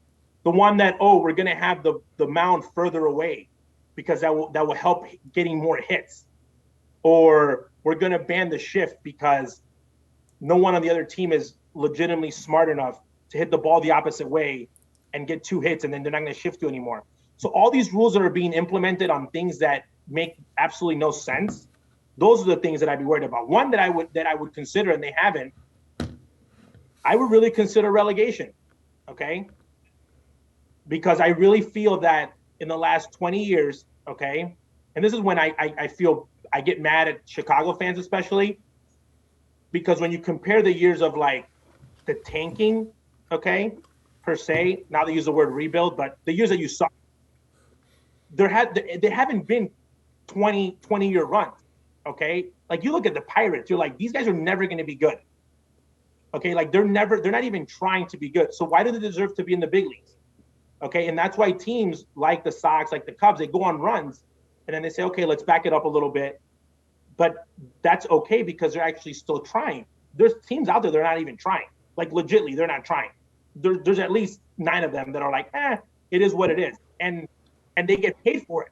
So that's one rule that they should literally look at, and they got to say, okay, what is it? So they're looking at, as a commissioner, they're looking at other things that they think are better for the game, when what they should be looking at is, hey, this is what we should really be looking at, and not these stupid rules that we're trying to change because we sped up the game 10 minutes. Like, we're going to have robot umps.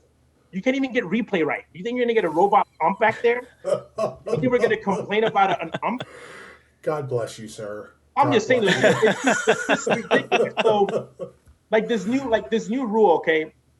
I think that when you play the game of baseball, okay, and you've worn a uniform, and you start getting hit, for example, somebody hits your guy, you slide hard into a base. There's something in you that gets triggered because you've played the game, that you're like, something's gonna happen. Okay. Now we're finding guys, Nick Castellano, for sliding in home plate and literally not touching the guy and celebrating it. Okay. If you had a problem with Nick Castellano doing that, knock him out.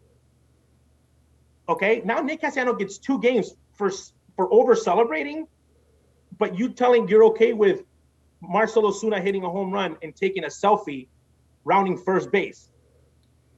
You know what I mean? Right. So those are the things that the game is like, they want to promote, like, let the kids play, or all these stupid slogans. And it's like, no, don't flip the bat, White Sox fan, down 6 runs, in a game that you lost. If you freaking go deep to walk off the game, take off your shirt, celebrate it. There's a time and place. So Major League Baseball has all these little stupid rules, like they're enforcing it, but the Astros manager basically has a job again. They cheated, used trash cans, have a World Series ring. Everybody got paid, but no one got suspended from there except Beltran as a player, AJ, Alex Cora. But then you're suspending guys for 3 games for, breaking the COVID protocol violation. It's just, it makes no sense. Right. Let me ask you this. I'm going to let Scott talk here in a bit. I got 2 more questions for you, sir. Bring them on. And thank you for answering so honestly. It's absolutely refreshing and awesome. And I could talk to you for 3 more hours tonight. But what's more exciting for Ozzie Guillen Jr. to watch? A 450-foot bomb out to center field, or watching a guy who should have stopped at second but bust his ass to get to third? Oh, first to third. First to third. Okay. Anybody can go deep now. I think the home run has lost kind of his, sensation because so many guys can go deep, but not a lot of guys can go first to third. And the reason that I like first to third coming out of the box is that you need to make that decision in that instant as a baseball player. If you hesitate 1 second, you're not making it. Right. You're not making it. And the way that I look at the game, and again, one of my hardest things on Twitter is that not only am I a fan, but I am watching the game from like two different perspectives, from like the scouting eye and like what I think a guy is a really good guy. Like as a player, fans are just watching, you know, whatever they want to watch. But like if I'm scoring the game, like I'll give a guy, you know, just as much credit for a hit that if a guy went on a 15 pitch at bat, okay, Jermaine Mercedes the other day, the Terminator versus Beaver, this guy had like two 12 pitch at bats, didn't get a hit off of him. He's the best pitcher in baseball. This guy's battling up there. Right. Got the guy out early. So to me, that's like, wow, that was just as good as Terminator going deep. Okay. Of course, you want to see the home run. I like good home runs. A lot of not this year because the ball's changed. A lot of crazy home runs lately, though. Guys behind the ball, going deep, going oppo now. Back in the day, you went oppo. You're like, you know, only Jim Thome hits it there, or so and so. Now you're like, dude, at Adam Engel going deep there. I was like, this is a joke. Again, I've been the game long enough that I can remember and be like, man, not a lot of guys hit the ball there. Now everybody's doing it. You see the difference. Right. So you obviously grew up in two different eras of baseball, and you were very familiar with both. You get to go back, and I'm going to give you the okay to bring back one stadium that is now defunct to watch teams playing. Is there Yankee one Stadium? Yankee Stadium, the old Yankee Stadium. Yeah, you know why? They should have literally just rebuilt. I hope they do this for Wrigley or any stadium that's that old. They should have done it for Comiskey. Make it look new, okay, and get all the amenities you want and increase the size of it, but keep the same atmosphere. Like when you go to Yankee Stadium now, you're like, what is this? Yeah. You're so far away. It's like a huge cement. It's like a piece of cement sitting in the middle of, you know, New York. When you went to Yankee Stadium, you walk, you're like, man, like this is Yankee Stadium. Like I went to Yankee Stadium. I was in two occasions at Yankee Stadium, World Series wise, Atlanta Braves in '98, and we had the lead every game to the sixth inning, and then it would just go bad. It was like the mist of, and then the Marlins actually winning in Yankee Stadium, but that aura of the fans being so close in the game, you could have kept that by building something really cool, but not changing it completely. Very good. Very good. People's butts got tight. People's butts get tight in Yankee Stadium, Fenway, Wrigley. You play there in October and you're not ready.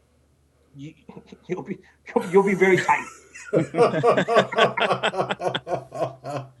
Oh, that was awesome. Thank you, sir. I do appreciate you. Your answer was such honesty. It's refreshing to see.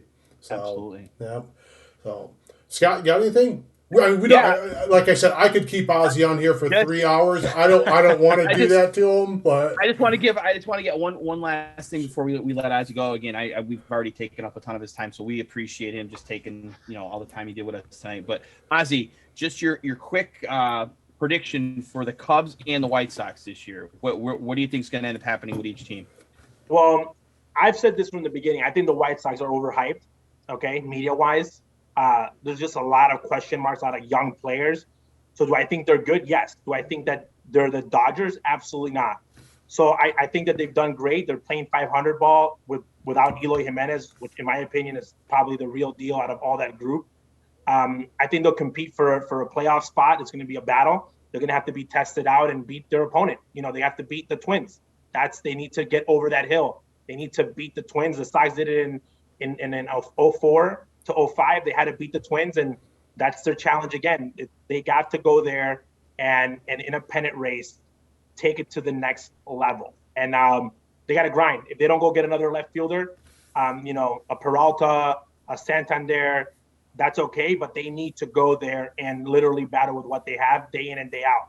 So I think they're going to be in the race forever, you know, the whole time. But I don't know. I can't pencil them and say they'll win the division. You know, but they got a good team. They got a lot of young talent. But again, you got to wait and see what that talent plays like the long run. The Cubs, on the other hand, Cubs are a weird team. They can't hit, but they haven't been able to hit for a long time. Okay, people don't realize this. They're like, oh, the Cubs haven't hit since 16, and they didn't even hit that much in 16. I think their best player meaning the future-wise, Javi is looking like the Javi of old. Just wants to hit home runs. He's on pace of striking out 300 times and dropping 50. That's great for him, but not good for the Cubs. The Cubs are in an awkward position right now because I'm going to be honest with you, the worst place that you got to be in is middle ground. And when I mean middle ground is the White Sox in 2009, okay? 2010, 11, 12, all the way through, meaning after 08, they went to the playoffs. There was a playoff team, but there wasn't enough. Like, you knew that the team, that there was something missing there.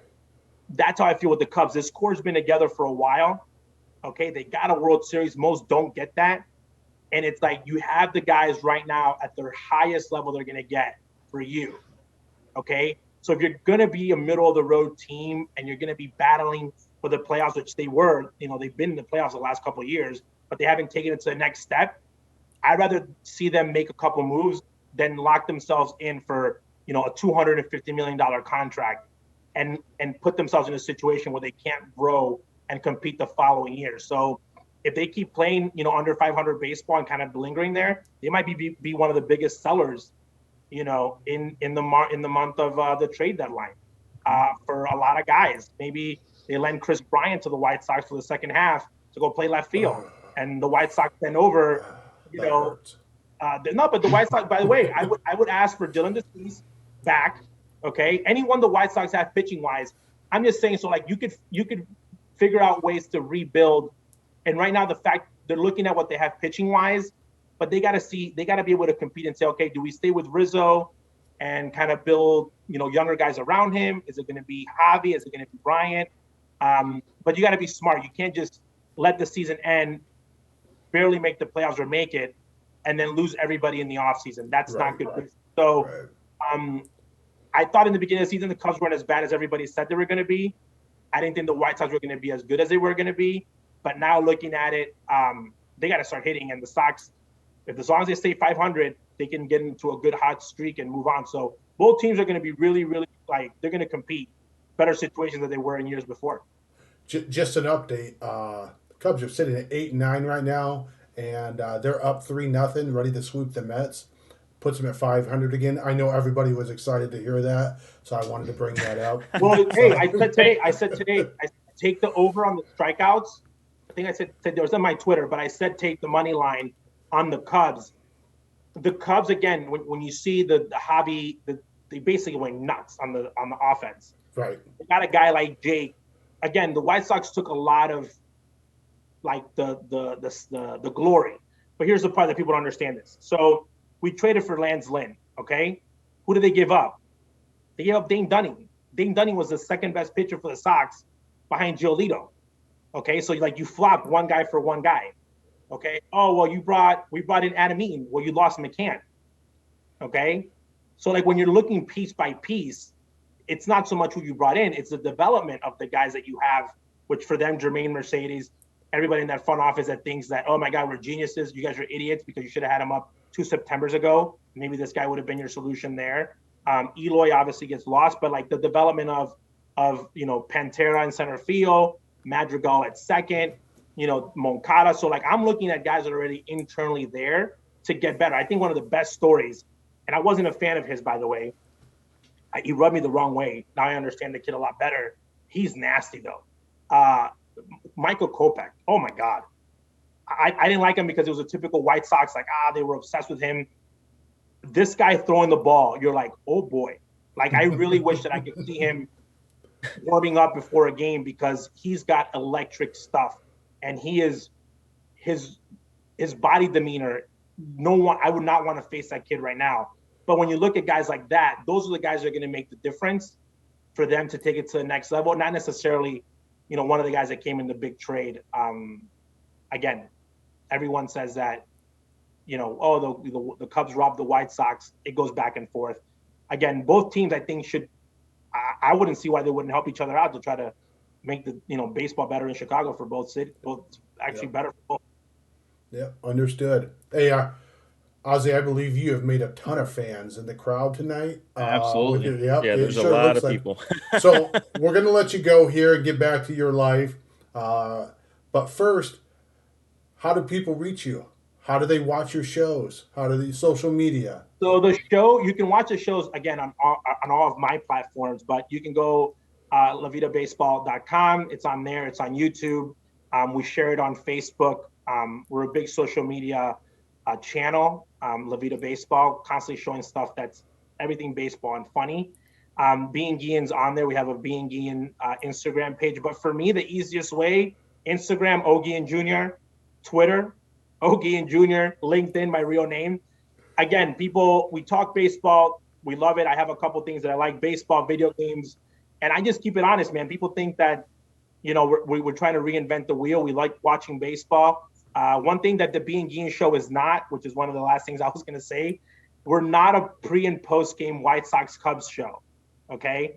I keep saying that to my brother Oni and my father Ozzie because we talk about those are the teams that we talk the most about. Ozzie does pre and post for the White Sox, and you know, obviously we follow the Cubs because we're in Chicago. But sometimes we get so excited about those two teams, we forget that there's a more in Major League Baseball. So I said we need to do another show just basically talking about Chicago and those teams. But social media, reach out, hit me up.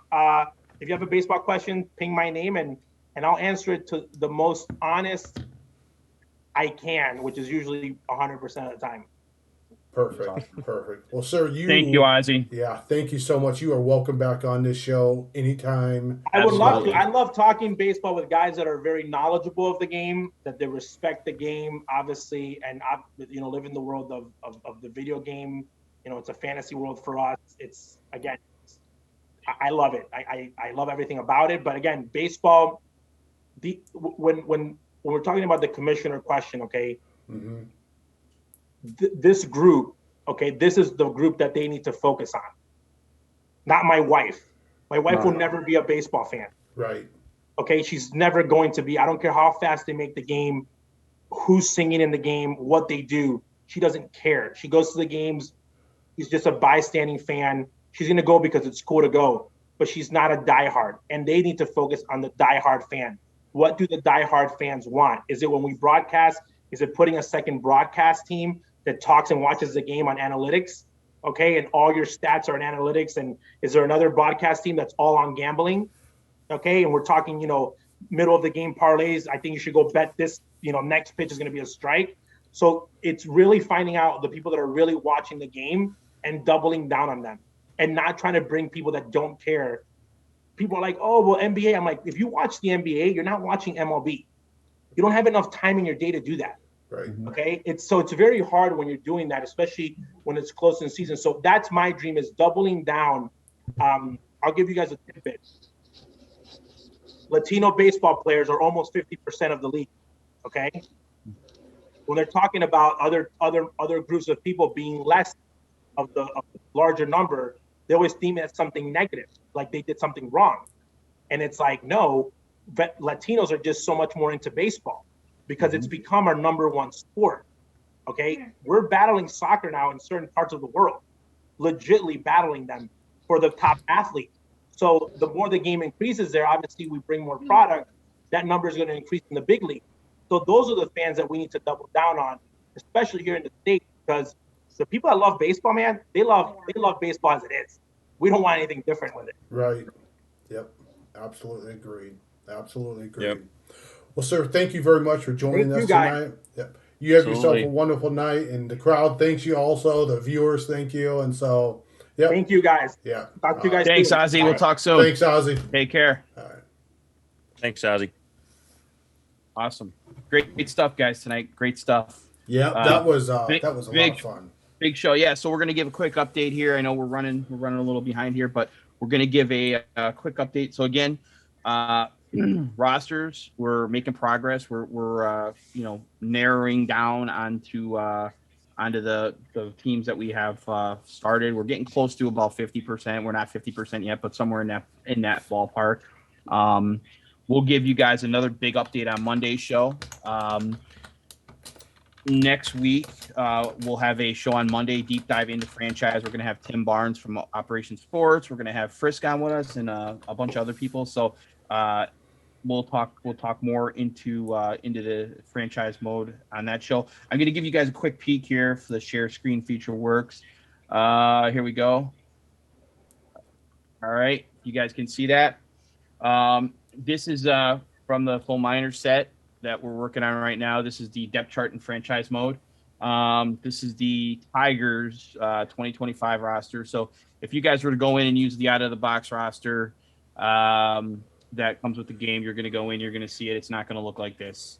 It's going to look a little bit different. You're going to have fake players sprinkled in and all kinds of stuff. But because of the full minors work that we've been doing, this is what the 2025 Tigers will look like based on the roster that's in game right now in the full minor set that we're working on. So you see they minus Nunez because I think he's gone now. Yeah. So again, I don't have the years of progression, but I just wanted to kind of just give an example of what it would look like there. Also, hang on, let me see. I have one more here. Let me see.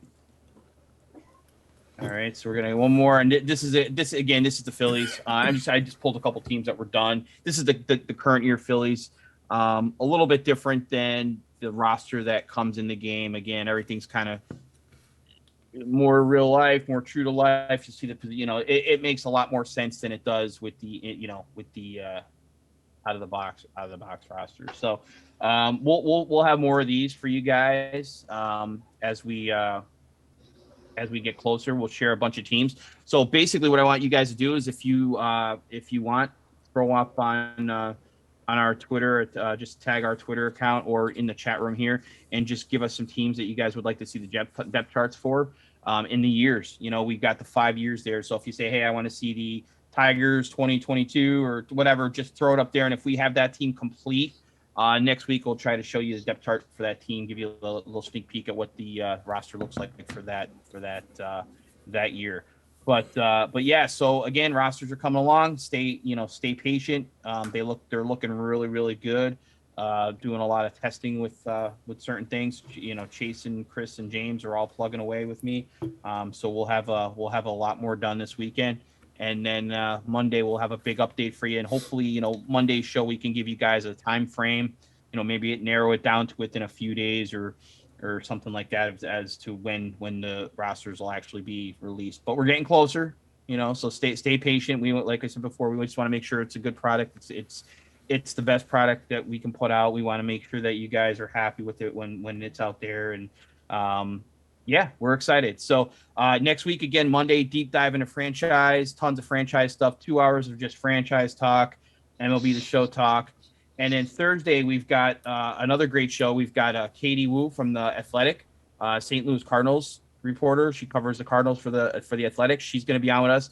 We're going to be talking Cardinals, National League Central. We'll dig more into the Major League Baseball with her. Yep. And so we've got a couple great shows, and then we've got some other cool stuff lined up for the coming weeks after that. So really cool things going on with the show, guys. We really appreciate the support. We had a ton of viewers. The last show and this show looks like we did pretty decent. So it's great to see that you guys are actually enjoying the show and enjoying the content. So just keep watching. We really appreciate it, and the more you guys watch, the more you guys help support us, the more great guests like Ozzie and Robert Flores and and others that we can get on to give you guys some entertainment for a night, for a couple hours on a Monday or Thursday night. So again, thank you guys for everything. Appreciate it. Yeah, absolutely. Yep. Couldn't have said it better myself. But before we go, I do want to thank Chris Owisha, Chase Best, and of course Scott Spindler for jumping in and talking baseball with us, talking rosters with us, taking time out of their hectic schedule right now, because let's be honest, trying to get these done and work on these is hectic. So thank you, gentlemen. Absolutely. And don't forget, thank you, Dirty Jersey 32, for the shout out for the 5-tool fan. Yep. Again, please, if you guys want to support us and keep seeing this great content, check out the subscription for the channel for 5-tool fan. We can obviously use all the support we can get, and we have some big things coming, some really, really cool things lined up in the next couple months that we can't wait to share with you guys. But we appreciate all the support. Thank you. Yep, absolutely. And with that, we will see everybody Monday. But until then, everybody have a great evening. Everybody have a great weekend. Thanks, guys. Thanks, guys.